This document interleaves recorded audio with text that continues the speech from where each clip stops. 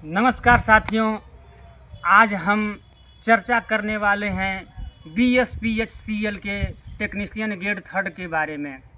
साथियों, Bihar state power holding company limited, जो कि इसमें वैकेंसी में बहुत सारी अनियमितता देखने को मिली है, चाहे वह नॉर्मलाइजेशन का मुद्दा हो, चाहे वह जो ऑब्जेक्शन एंसर की का मुद्दा हो, चाहे वह महिला आरक्षण का मुद्दा हो। इन तीन मुद्दों के बारे में हम चर्चा करने के लिए आप सभी को हमारे वीडियो में सहर्ष स्वागत करते हैं। साथियों, हम बता देना चाहते हैं कि Bihar state power holding company का नोटिफिकेशन 5/2024 टेक्नीशियन ग्रेड थर्ड के लिए निकाला गया था। टेक्नीशियन ग्रेड थर्ड के लिए निकाला गया था। इसमें नोटिफिकेशन में 2000 सीटें थीं। उसमें जैसे BC है, EBC है, ST है, SC है, EWS है, अनरिजर्व्ड है। यानी इसमें सरकार के द्वारा इस भर्ती में 35% आरक्षण महिलाओं के लिए निर्धारित किया गया था। जैसे BC में जो सभी ग्रुप के लिए है, जो जनरल है, BC में जो जनरल आ रहा है, G जो आ रहा है, वो भी बैकवर्ड क्लास के लड़के रहेंगे। 234 इसमें पुरुष और महिलाएं दोनों हो सकती हैं, और 126 जो महिलाएं ही केवल रहेंगी, ये इसका 35% होगा। उसी तरीके से EBC में इतने 325 और इस 300 टोटल कितना हो गया, 325 और 175 महिलाओं के लिए आरक्षण। ST में 14 महिलाओं के लिए आरक्षण, SC में 140 महिलाओं के लिए आरक्षण। जैसे EWS में टोटल अगर सीटें जोड़ दें तो टोटल 130 और 70 200 सीटें हो गई, और 200 का 35% हो गया 70। ये EWS के लिए भी 70 महिलाओं के लिए आरक्षण। उसी तरीके से अनरिजर्व्ड, जो कि पहली वैकेंसियों की भांति, जैसे हम बिहार में टीचर वगैरह की वैकेंसी देख लें, उसी की भांति अनरिजर्व्ड 175 महिलाएं, और जनरल में आ जाते हैं 325, जिसमें पुरुष और महिलाएं दोनों हो सकते हैं। और 175 में केवल महिलाएं, जो भारत के कहीं की महिलाएं हों, वो हो सकती थीं पिछले वैकेंसी की भांति। चूँकि 35% आरक्षण हमारे बिहार सरकार ने, इस 35% आरक्षण में EWS जो जनरल का आरक्षण है, जनरल में अनरिजर्व का जो आरक्षण है 175 का, ये इसमें केवल बिहार स्टेट के लड़कियों के लिए आरक्षण की व्यवस्था किए हैं। साथियों, जब 2000 सीटें थीं, महिलाओं के लिए कैटेगरी वाइज आरक्षण 35% की व्यवस्था थी। इस वैकेंसी में अनरिजर्व्ड महिलाओं के लिए 35% आरक्षण की व्यवस्था थी, तथा ये महिलाएं अन्य टीचर्स वैकेंसी की तरह अन्य राज्य की महिलाएं आ सकती थी। चूँकि अन्य राज्य की महिलाओं को अनरिजर्व्ड में आ जाने से बिहार की महिलाएं वंचित हो जाती थी, और तब बिहार सरकार को लगा कि एक नियम बना देना चाहिए कि अन्य राज्य की महिलाएं अनरिजर्व्ड वोमेन में न आ सके। तो दिनांक 9/7/2025 को एक नियम विधानसभा में पारित किया, जिसका पत्रांक संख्या 12575 है। चूँकि हमारी वैकेंसी का नोटिफिकेशन 5/2024 को निकाल दी गई थी। राजस्थान राज्य की वैकेंसी के रिलेटेड केस में माननीय सुप्रीम कोर्ट का 2023 का आदेश है कि जब कोई भर्ती प्रक्रिया शुरू हो जाती है, उसके बाद भर्ती से जुड़े नियमों में कोई बदलाव नहीं किया जा सकता। अगर नौकरी के लिए भर्ती प्रक्रिया के दौरान अगर निर्धारित नियमों में बदलाव किया गया है, तो यह समता के अधिकार का उल्लंघन हो सकता है। अगर किसी सरकारी पद के लिए पहले से नियम तय नहीं किए गए हैं, तो नियोक्ता भर्ती के पहले उन नियमों को निर्धारित कर सकता है। लेकिन एक बार जब भर्ती प्रक्रिया शुरू हो जाती है, तो उसमें कोई बदलाव करना गलत होगा। किसी नौकरी का विज्ञापन जारी होते ही उस पद के लिए भर्ती प्रक्रिया शुरू हो जाती है, और जब तक उम्मीदवारों की नियुक्ति नहीं हो जाती, तब तक उस प्रक्रिया में कोई बदलाव नहीं किया जा सकता। इस फैसले का संबंध राजस्थान राज्य में 2009 की भर्ती से था, अतः हमारी भर्ती प्रक्रिया में 9/7/2025 को आरक्षण में बदलाव है, जो कि सुप्रीम कोर्ट के यानी मेरी जो भर्ती प्रक्रिया जो 5/2024 को निकाली गई थी और बीच में हमारी ज्वाइनिंग नहीं हुई है, हमारा केवल रिजल्ट आया है। इस बीच में 9/7/2025 को ये विधानसभा, बिहार विधानसभा में एक बिल पारित किया गया, जो कि जिसका पत्रांक संख्या हमने बता दिया कि 12,575 के अनुसार सभी वैकेंसियों में जो चल रही होगी वैकेंसी, उसमें भी जिनका रिजल्ट बचा होगा उनका भी, जिनका ज्वाइनिंग बची होगी उनके लिए भी, और आने वाली वैकेंसियों में भी ये नियम लागू होगा। तो हम आने वाली वैकेंसियों में ये नियम लागू हो जाए उससे हमसे कोई मतलब नहीं है, लेकिन जो हमारी चल रही vacancy Bihar state power holding company limited में 2-3 जेसीओ वगैरह की जो वैकेंसी आई थी, उसी में टेक्नीशियन ग्रेड 3 की वैकेंसी आई थी, इसकी ज्वाइनिंग नहीं हुई। इसके बीच में ही जो ये बिहार विधानसभा का जो निर्णय का हस्तक्षेप है, जो कि सुप्रीम कोर्ट के जजमेंट का उल्लंघन है। अतः यह जितनी अनरिजर्व्ड की महिलाएं जो अदर स्टेट की हैं वो इस वैकेंसी में आने से वंचित हुई हैं। दूसरे बिंदु की ओर चलते हैं। आंसर की आने के बाद ऑब्जेक्शन मांगा गया था, हमने भी ऑब्जेक्शन मांगा गया था, हमने भी एक ऑब्जेक्शन दायर किया था। मैं अमित कुमार मैं आपको दिखा देना चाहता हूं कि हमारा Bihar state power holding company limited में 19/7/2025 को 4 से 5, 5:30 बजे वाले शाम वाले शिफ्ट में पेपर था, जिसका परीक्षा केंद्र आदर्श परीक्षा केंद्र शास्त्री नगर पटना में था। मेरा एप्लीकेशन नंबर TG0117061 आप देख सकते हैं। इसमें क्वेश्चन नंबर 61 में हमने ऑब्जेक्शन किया था। इस क्वेश्चन नंबर 61 की ओर हम आपको लेकर के चलते हैं। क्वेश्चन नंबर 61 नहीं, सॉरी मित्रों, क्वेश्चन नंबर 60 में यदि एक डीसी मशीन में 96 चालक, 48 कुंडली, 48 स्लॉट हैं और 4 ध्रुव हैं तो ध्रुव अंतराल है। तो इसका हमने ऑब्जेक्शन डाला था। इसमें हमने 200 रुपये अमाउंट पे किए हैं। रजिस्ट्रेशन नंबर BR0128733, जो कि मेरा ये एप्लीकेशन नंबर यहाँ पे जो दिखाए थे। इसमें देखिए ये जो ऑब्जेक्शन मैं किया हूँ इसका अमाउंट भी मैं पे किया हूँ 200 रुपये। इसके बाद ऑब्जेक्शन में मैं ये डाला था, ऑब्जेक्शन जैसे देख लीजिए 96 चालक, 48 कुंडली, 48 स्लॉट हैं। उसी का देखिए ये निम्मी का डाटा है, पेज नंबर 39 का डाटा है कि पोल पिच से संबंधित ध्रुव अंतराल यानी पोल पिच। चूँकि निम्मी का डाटा स्टैंडर्ड होता है, इसलिए मैंने इस स्टैंडर्ड डाटा को अटैच करके अपना सॉल्यूशन दिया था। सॉल्यूशन ये मेरा है। इसमें साफ साफ लिखा गया है पोल पिच, इसमें ध्रुव अंतराल पूछ रहा है। पोल पिच बराबर नंबर ऑफ स्लॉट बटा में नंबर ऑफ पोल। अगर हम स्लॉट को 24 कॉइल, अगर हम स्लॉट को 48 रख लें, कंडक्टर की संख्या कॉइल की संख्या 24 रख लें, स्लॉट की संख्या 48 रख लें, पोल की संख्या 4 रख लें, तो इसमें पोल पिच अगर निकाल लें तो पोल पिच बराबर स्लॉट बटा में पोल, स्लॉट की संख्या 24 बटा में 4 यानी 6 इन टर्म्स ऑफ फ्लॉट। ये स्लॉट के संदर्भ में है।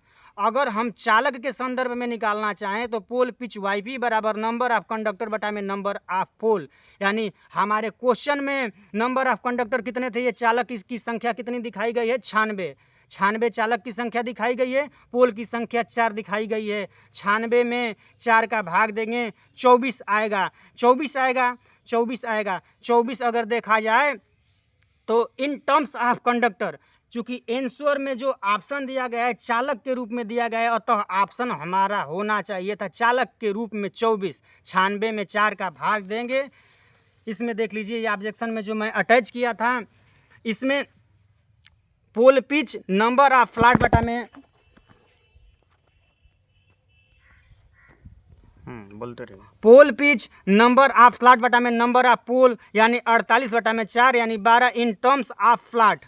अगर इसको pole pitch number of conductor बटा नंबर ऑफ प्लाट यानी 96 बटा में चार्ज करते हैं तो 24 इन टर्म्स ऑफ कंडक्टर। अतः यह जो विभाग का आंसर की जो जारी किया गया था यहाँ पे 24 चालक सही आंसर होना चाहिए था। विभाग ने 12 ऑप्शन को सही माना है, ग्रीन आप यहाँ पे दे सकते हैं। हमने क्या लगाया है यहाँ पे ऑप्शन 2, चूँकि 24 चालक मेरे अनुसार सही होगा, इस निम्न के अनुसार सही होगा, इस नियम के अनुसार सही होगा, अतः इस प्रश्न का सही उत्तर 24 चालक होगा। आपने 12 माना है, इसका रिवाइज क्वेश्चन भी सही है, ऑप्शन भी सही है, तो इसका आंसर 24 होना चाहिए था। इसके लिए हमने ऑब्जेक्शन किया, इसका कोई निर्णय नहीं हुआ। अगर ये मेरा सही हुआ होता तो हमको 1 नंबर मिलता, 1 नंबर मिलता। इसका ना हमको रिजल्ट दिखाया गया, ना रिजल्ट दिया गया, ना कहीं से हमको कहीं मेल पे सूचना दी गई कि कितना आप नंबर पाए, ना हमको रा मार्क हम बात करें तो इस आंसर की के माध्यम से हमको रा मार्क मिला है। रा मार्क में जब हमने उस क्वेश्चन को छोड़ करके, जो मैं ऑब्जेक्शन वाला जो क्वेश्चन किया था उस क्वेश्चन को छोड़ करके हमारा टोटल हो रहा था 71 नंबर। 71 नंबर। अगर हमारा ऑब्जेक्शन क्लियर हुआ होता तो 1 नंबर और जोड़ देते, हमारा हो जाता 72 नंबर। अब हम बात करने जा रहे हैं, कोई दिक्कत नहीं है, 11 मिनट हो चला जाएगा यूट्यूब पे, ऑन करिए ना। अब हम तीसरी बात करने जा रहे हैं नॉर्मलाइजेशन प्रोसेस को। हमारी BHPSCL टेक्नीशियन ग्रेड 3 की परीक्षा आदर्श परीक्षा केंद्र शास्त्री नगर पटना में 19/7/2025 को संचालित हुई थी। सेम उसी दिन हमारे दोस्त की परीक्षा हमारे ही शिफ्ट में 19/7/2025 को सतीश चंद्र बिंद का, जिसका एप्लीकेशन नंबर TG0282070 है। आप वीडियो में देख सकते हैं। यहाँ पे 4 से 5:30 बजे की परीक्षा थी। परीक्षा केंद्र से आदर्श परीक्षा केंद्र शास्त्री नगर पटना में ही है। 19/7/2025 को शाम वाले शिफ्ट में इनका भी पेपर था। हमारे दोस्त का नंबर आ रहा था, ये रा मार्क इस आंसर की को मिलाने के बाद हमारे दोस्त का नंबर आ रहा था 67 नंबर आ रहा था। इनका कोई ऑब्जेक्शन नहीं था। इस आंसर की आने के बाद हमारे दोस्त का नॉर्मलाइज स्कोर आता है, जो कि बढ़ा करके 71 ये देख सकते हैं, ये स्कोर कार्ड है जो कि जारी किया गया है। 71.1276 नंबर बढ़ाया गया, यानी 67 से 71 तक आने में इनको नॉर्मलाइजेशन कितने का मिला? 4.1276। चूँकि हमारा नंबर 71 था, हम इस 1 नंबर को छोड़ देते हैं। ये सस्पिशन का विषय भी है। इस 1 नंबर को हम छोड़ करके बात करते हैं। फिलहाल में अगर मेरा भी इनका जैसे 4 नंबर का नॉर्मलाइजेशन 4.1278 का नॉर्मलाइजेशन हुआ है, उसी तरीके से हमारा भी आंसर की आया है। आंसर की में हमारा भी score card, normalise score card जारी हुआ है 72.1803। 72.1803 ये मेरा नॉर्मलाइज स्कोर है। मेरे में कितना नॉर्मलाइजेशन में बढ़ा नंबर? 1.1803। चूँकि हमारा दोस्त भी 100 में से 100 क्वेश्चन अटेंड, सतीश बिंद हमारा दोस्त भी 100 में से 100 क्वेश्चन अटेंड किया है। मैं भी 100 में से 100 क्वेश्चन अटेंड किया हूँ।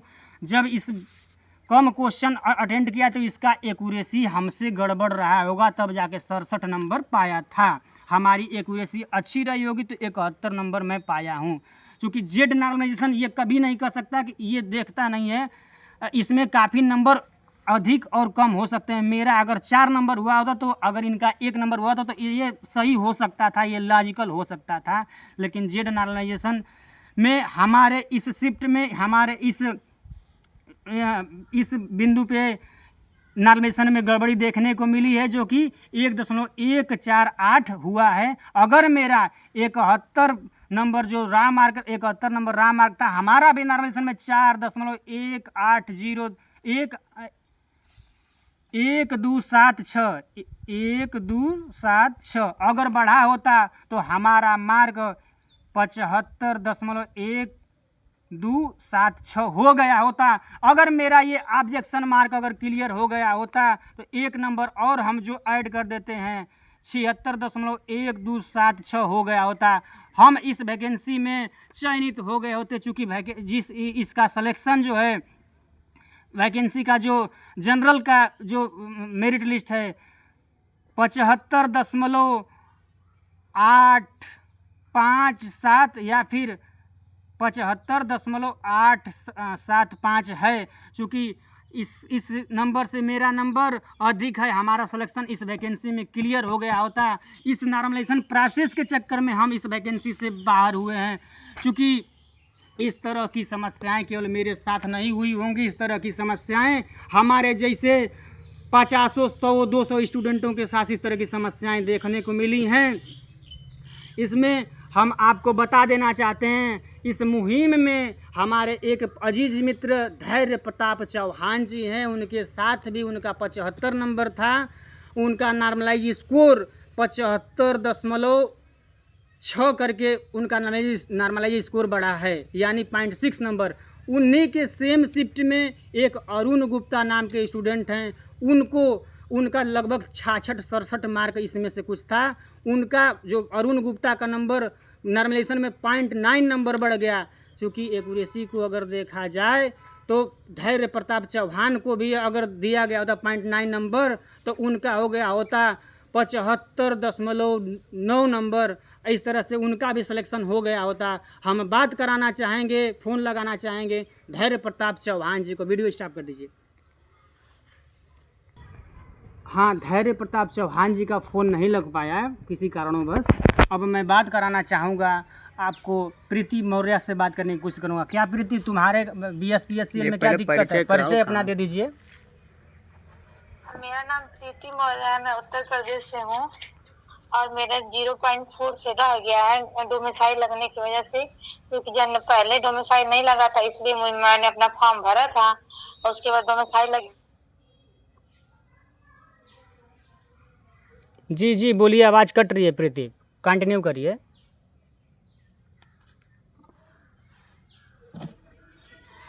हेलो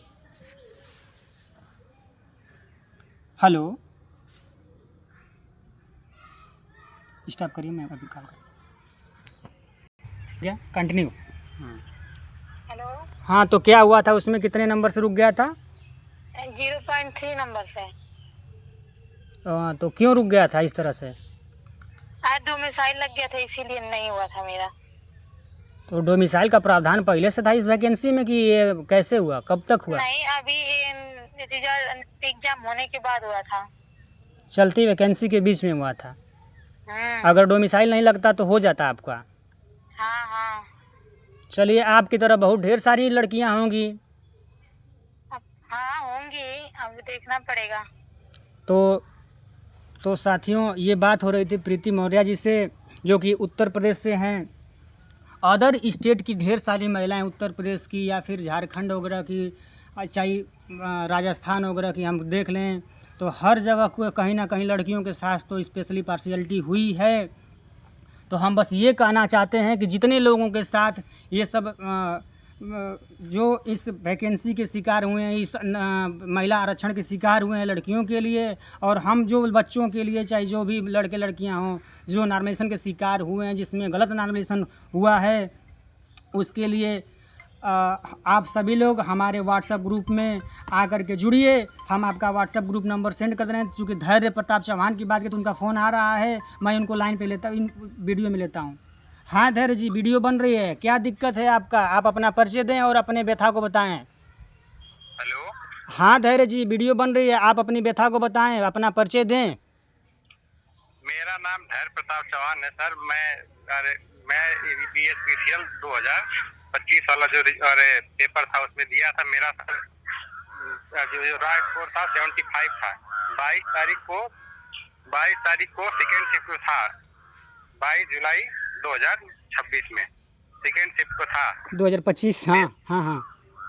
मेरा सर जो है कि रॉ मार्क 75 था, मेरा सिर्फ मॉडरेट में था सर। मॉडरेट में था तो मेरा पड़ा है 0.6 नंबर, और मेरा एक दोस्त था मेरे ही सेम सीट में था सर, उसका सर 0.91 पड़ा है। तो एक ही सीट में सर दोनों में विभिन्नता पता कैसे आ गई यही समझ में नहीं आ रहा है सर। जेड नॉर्मलाइजेशन में जो हुआ है, ये जैसे क्वेश्चन हम लोग मान लीजिए सेम टू सेम किए हैं, अब वो कैसे एक ही सीट में दोनों का अलग अलग नंबर बढ़ा रहा है। नहीं, वो जो आपके मित्र थे, हाँ सर, आपके मित्र जो थे उन्होंने कितने क्वेश्चन अटेम्प्ट किए थे? उन्होंने सर 67 क्वेश्चन अटेम्प्ट किए थे। मतलब मैंने अटेम्प्ट कितने किए थे? मतलब अटेम्प्ट 100 किए थे सर। अटेम्प्ट 100 किए थे, चूंकि 100 नंबर का वो पेपर था। पेपर था, हाँ। और उनके आए कितने थे, सही कितने थे? 67 थे सर। 67। और आपने कितने अटेंड किए? हमने भी 100 अटेम्प्ट किए थे सर। मेरा कार्ड 75 सही था और 25 गलत तो थे। सीधी सी बात है कि एक्यूरेसी तो आपकी मेंटेन मानी जाएगी, न कि आपके मित्र का। Yes sir. लेकिन आपका कहना है कि नॉर्मलाइजेशन के समय नॉर्मलाइज मार्क जो हुआ, उस नॉर्मलाइज मार्क में उनको ज्यादा पॉइंट्स यानी ज्यादा नंबर्स दे दिए गए और आपको कम दिए गए, जबकि किसी भी नॉर्मलाइजेशन या किसी भी नॉर्मलाइजेशन, चाहे वो नॉर्मलाइजेशन किसी भी प्रकार का हो, चाहे जो नियम लग जाए, लेकिन एक्यूरेसी जो मेंटेन किया रहता है उसका ध्यान देना चाहिए था।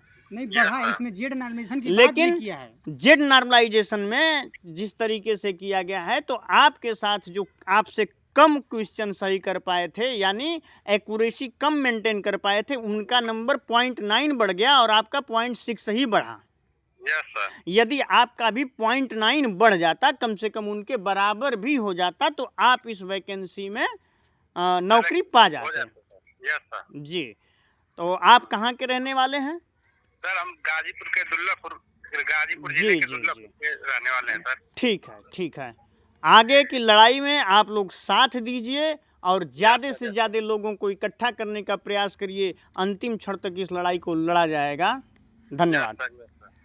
इसी तरीके से ढेर सारे स्टूडेंटों के साथ इस प्रकार की समस्याएं हुई हैं। सभी वीडियो में देख रहे हैं, कुछ कोचिंग संचालक सभी को बधाइयाँ भी दे रहे हैं, कुछ लोगों के पास ये कंप्लेनें भी जा रही हैं। जैसे ITI अड्डा 24 पे हमने वीडियो देख रहा था, तो वहाँ भी इस तरह का एक छात्र था, सर से बात कर रहा था ITI अड्डा 24। इसी तरह से ढेर सारे उत्तर प्रदेश या फिर बिहार के भी लड़के हैं, उनके साथ ऐसी समस्या आई है। अतः आप सभी छात्रों से अनुरोध है कि इस मिशन से जुड़ने के लिए, इस मिशन UP BSPSCL 2025 से जुड़ने के लिए आप सभी हमारे इस दिए गए व्हाट्सएप ग्रुप को ज्वाइन करिए। इसमें आगे की व्यथा कथा को, इस चर्चा को आगे बढ़ाने के लिए आप सभी एकजुट होइए। एकजुट होकर के किसी भी लड़ाई को जीता जा सकता है। चूँकि अनियमितता हुई है, तो इस लड़ाई को जीतना संभव है। इस लड़ाई को हम लोग जीतेंगे।